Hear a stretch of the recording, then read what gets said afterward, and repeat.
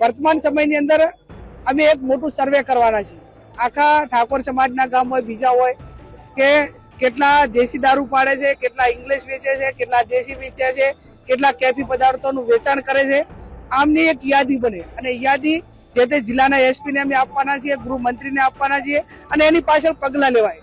અને પગલાં ના લે તો પછી આવનાર સમયની અંદર એક સામાજિક લડત ઉપાડવી પડે, ધાર્મિક રીતે ઉપાડવી પડે અને જે રીતે પણ આ એક આ બધીઓમાંથી યુવા ધન બહાર નીકળે એના માટેના અમારા પ્રયત્નો રહેશે। આમાં તો તમારો છોતરા કાઢવા માટે નક્કી કર્યું છે। દારૂ જુગાર અડ્ડા ચાલે છે, વડાલીમાં દારૂ જુગાર અડ્ડા ચાલે છે, વડાલીમાં દારૂ જુગાર અડ્ડા ચાલે છે, પોલીસ વાળા હપ્તા લે છે, મોટા મોટા સાહેબોના વહીવટદારો છે, વહીવટદારો ઉઘરાણા કરે છે, આ ઉઘરાણું ગાંધીનગર પહોંચે છે, મંત્રી આમાંથી કમાય છે। જવાબ મળી ગયો હર્ષભાઈ? આવું આખા ગુજરાતમાં થવાનું છે, તમને છોડવાના નથી।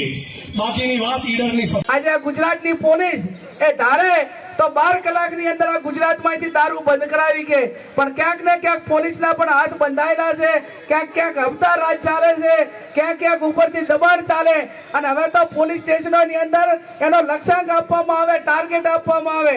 જે પોલીસ વિભાગમાં વધારે વેચાય ને એને અભિનંદન આપવામાં આવે છે।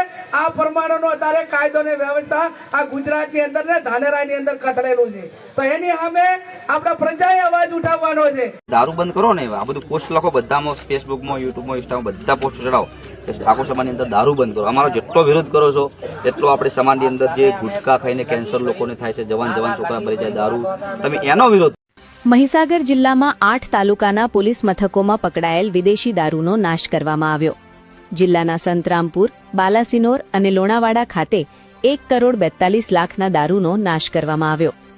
આજરોજ મહીસાગર જિલ્લા પોલીસ દ્વારા છેલ્લા 3 થી 4 મહિનામાં જે પ્રોહિબિશન એક્ટ હેઠળ કાર્યવાહી કરી અને વિદેશી દારૂનો મુદ્દામાલ કબજે કરવામાં આવેલો અને નામદાર કોર્ટના હુકમ અન્વયે નાશ કરવાનો પ્રોગ્રામ રાખવામાં આવેલો, જેમાં મહીસાગર જિલ્લાના બાલાસિનોર, લુણાવાડા અને સંતરામપુર પ્રાંતના પ્રાંત અધિકારી શ્રીઓના સહયોગથી આજે મહીસાગર જિલ્લામાં ટોટલ 1,42 લાખથી વધુ કિંમતનો અને અંદાજે 54,000 જેટલી બોટલોનો મુદ્દામાલ જે છે નાશ કર્યો છે।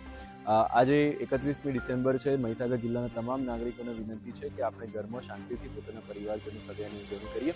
કોઈપણ પ્રકારના કાયદા કે નિયમોનો જો ભંગ કરવામાં આવશે તો મહીસાગર જિલ્લા પોલીસ જે છે એ કડકમાં કડક કાર્યવાહી કરશે।